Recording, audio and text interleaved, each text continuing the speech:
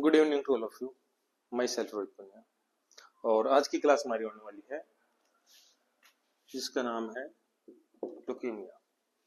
ठीक है, आज का टॉपिक हमारा है लुकीमिया। अगर हम लुकीमिया की बात करें तो लुकीमिया होता क्या है? Leukaemia is a disease condition जिसमें क्या होता है, मैलिग्नेंसी ऑफ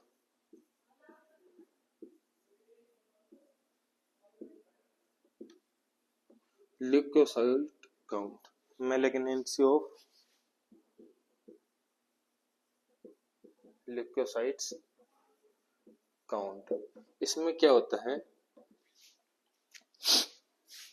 जो हमारा WBC काउंट है उसमें वो इंक्रीज हो जाता है। जो हमारा एबनॉर्मल WBC काउंट है, इसमें क्या होता है, जो हमारा एबनॉर्मल WBC काउंट है वो इंक्रीज हो जाता है। मतलब जो हमारी WBC की सेल्स है जो एबनॉर्मल है वो इंक्रीज हो जाती है।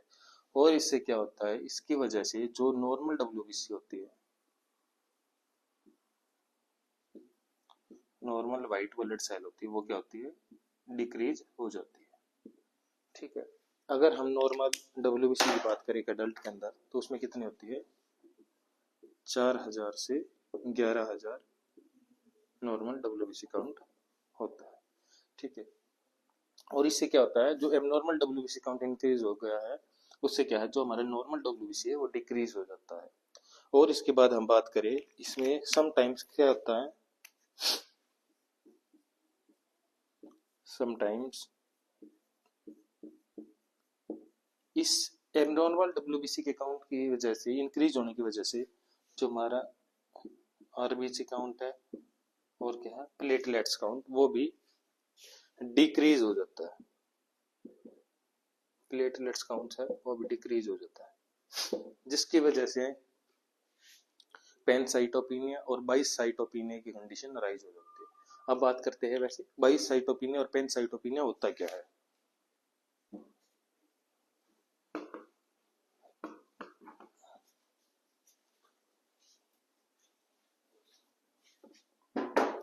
अगर हम बात करें फर्स्ट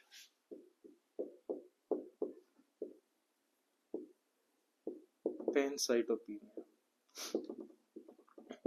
पैनसाइटोपिनिया का मतलब क्या होता है, जो हमारे ब्लड में कंपोनेंट्स होते हैं RBC,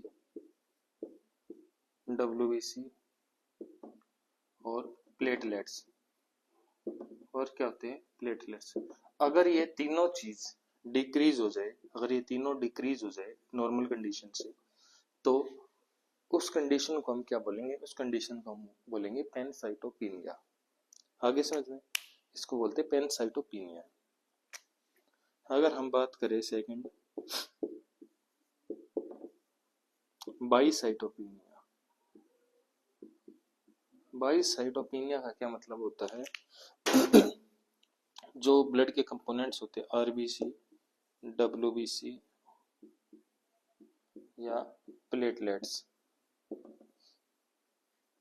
इन तीनों में से कोई भी दो, जैसे कि RBC या WBC या WBC या प्लेटलेट्स या RBC या प्लेटलेट्स, इनमें से कोई भी दो कंपोनेंट्स अगर नॉर्मल कंडीशन से डिक्रीज हो जाएंगे तो उस कंडीशन को हम क्या बोलेंगे, बाइसाइटोपिनिया। ठीक है, ये हो गया पैनसाइटोपिनिया और बाइसाइटोपिनिया के बारे में। अब इसके बाद बात करते हैं कि साइन एंड सिम्टम्स क्या क्या होंगे और रिस्क फैक्टर्स के क्या क्या होंगे। फर्स्ट इसकी हम बात करें इसके रिस्क फैक्टर की,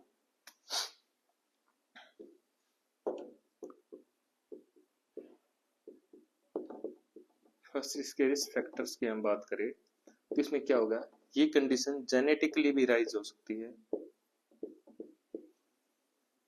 ये कंडीशन जेनेटिकली भी राइज हो सकती है। सेकेंडली इसमें क्या होगा कि ये रेडिएशन के एक्सपोजर से भी हो सकती है,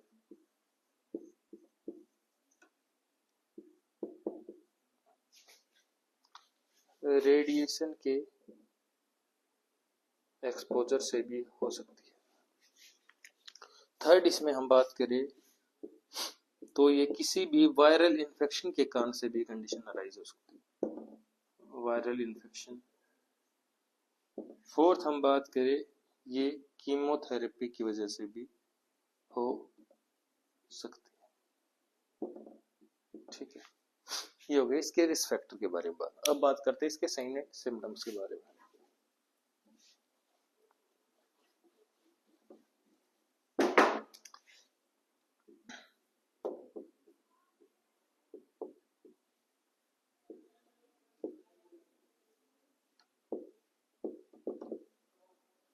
अब हम बात करते हैं साइन एंड सिम्टम्स के बारे में। फर्स्टली अगर हम बात करें कि अगर आरबीसी का काउंट डिक्रीज हो गया है तो उसकी वजह से क्या होगा, एनीमिया की कंडीशन अराइज होगी। क्या होगी, एनीमिया की कंडीशन अराइज होगी। और एनीमिया की कंडीशन में क्या होता है, नॉर्मली 3 साइंस हमें देखने को मिलते हैं।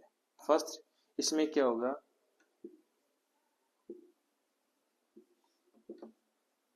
शॉर्टनेस ऑफ ब्रेथ,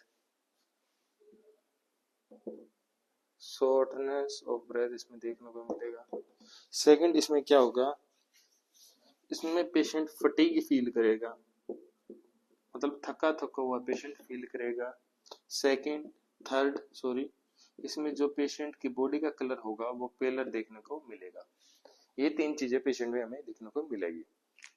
ठीक है, अब इसके बाद बात करते हैं, सेकंड हम बात करते हैं कि अगर प्लेटलेट्स डिक्रीज हो जाते हैं तो क्या देखने को हमें मिलता है।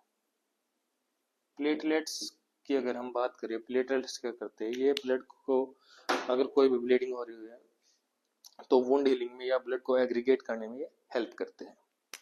अगर इसमें हम बात करें, अगर प्लेटलेट्स हमारे डिक्रीज हो जाते हैं तो क्या देखने को मिलेगा, इसमें पेशेंट में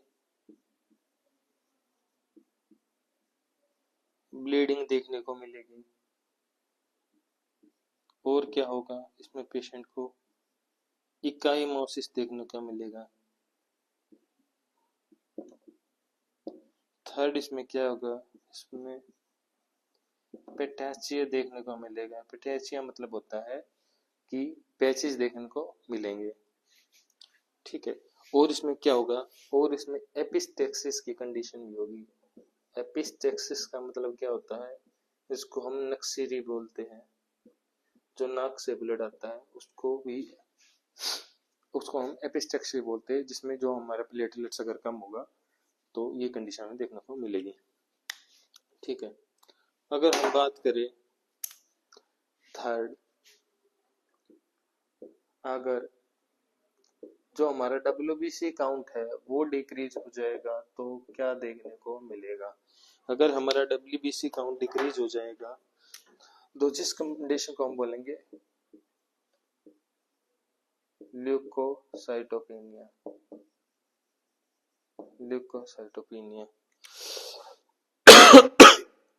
इसमें क्या होगा, अगर WBC काउंट डिक्रीज हो रहा है तो इसमें पेशेंट को इन्फेक्शन हमें मिलेगा, देखने को इन्फेक्शन देखने को मिलेगा, और उससे पेशेंट में फीवर की कंडीशन हमें देखने को मिलेगी। ठीक है, अगर प्लेटलेट डिक्रीज हो जाते हैं उसको क्या बोलते हैं, थ्रोम्बोसाइटोपेनिया। क्या बोलते हैं, थ्रोम्बोसाइटोपेनिया।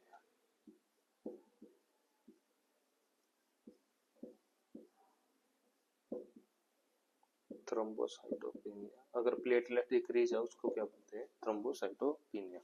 ठीक है, ये हो गया साइन एंड सिम्टम्स के बारे में बात। अब इसके बाद बात करते हैं कि इसके डायग्नोसिस कैसे करते हैं। ये हो गया WBC अगर कम होगा तो क्या होगा, RBC कम होगी तो क्या क्या देखने को मिलेगा, और प्लेटलेट्स कम हो गया तो क्या क्या देखने को पेशेंट में मिलेगा। अब बात करते हैं डायग्नोसिस। इसमें एक कंफर्मेटरी हम जो डायग्नोस करते हैं, इसमें हम बोन मैरो बायोप्सी या बोन मैरो एस्पिरेशन। डायग्नोसिस क्या है,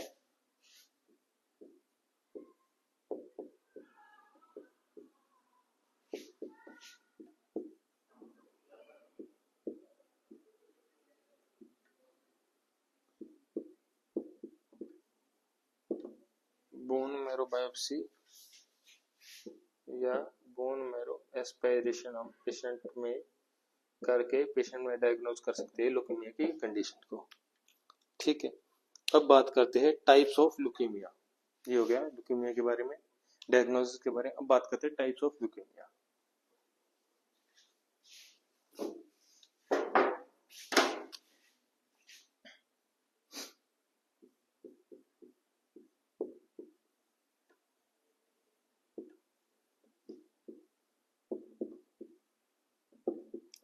अगर हम लुकेमिया की बात करें तो ये दो टाइप का होता है।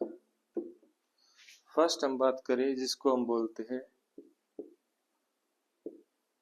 Lymphocytic leukaemia. सेकंड हो गया हमारा माइलोसाइटिक लुकेमिया। सेकंड हमारा हो गया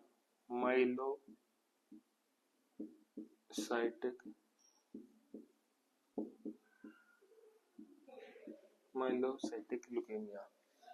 अब इस लिम्फोसाइटिक लुकेमिया की अगर हम बात करें, इसमें क्या होता है, लिम्फोसाइटिक में जो लिम्फोसाइट होते हैं उनकी ग्रोथ एबनॉर्मल हो जाती है उन सेल्स की।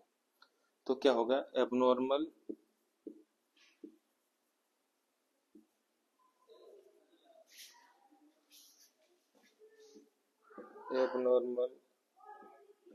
Production of lymphocytic cell. अगर एबनॉर्मल प्रोडक्शन हो रहा है लिम्फोसाइटिक सेल्स का तो जिसको हम बोलेंगे लिम्फोसाइटिक लुकीमिया। अब बात करें माइलोसाइटिक लुकीमिया, तो माइलोसाइटिक लुकीमिया में क्या होगा, माइलोसाइटिक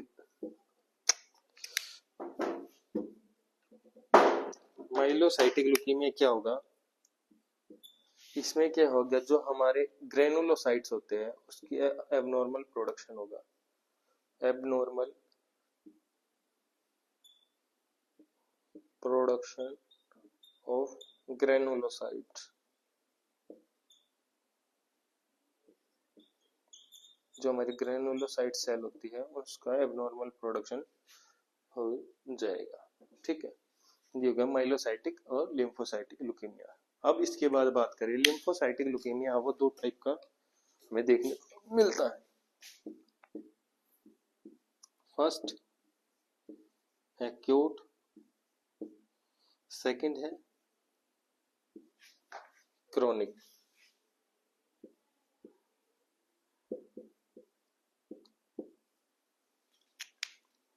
अगर हम एक्यूट की बात करें, ये less than 15 years old childs में देखने को मिलती है, less than 15 years old. Second हम बात करें क्रोनिक लुकीमिया की, जो हमें more than 50 years old age person में देखने को मिलता है। ये हो गया एक्यूट और क्रोनिक लिम्फोसाइटिक लुकीमिया के बारे में।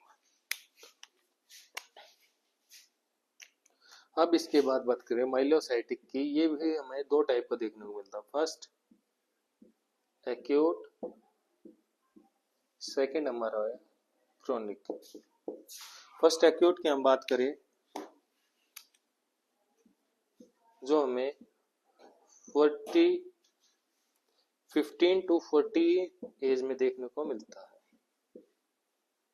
अगर क्रोनिक की बात करिए हमें 40 to 50 इयर्स की एज में देखने को मिलता है। ये हो गया टाइप्स ऑफ लुकीमिया के बारे में बात। अब बात करते हैं इसके मैनेजमेंट के बारे में। अब इसके अगर हम मैनेजमेंट की बात करें, इसके ट्रीटमेंट की बात करें, तो हम इसमें ट्रीटमेंट कैसे कर सकते हैं।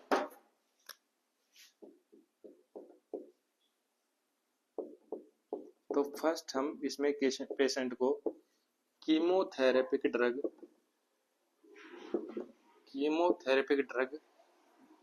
पेशेंट में प्रोवाइड करेंगे। सेकंड हम क्या करेंगे, और इसमें हम मेनली हम कीमोथेरेपिक ड्रग पेशेंट में प्रोवाइड करते हैं। ठीक है, ये हो गया लुकीमिया के बारे में टॉपिक। आज की क्लास कंप्लीट। अगर क्लास पसंद आए तो चैनल को लाइक, वीडियोस को लाइक, चैनल को शेयर एंड सब्सक्राइब जरूर करिए। Thank you so much.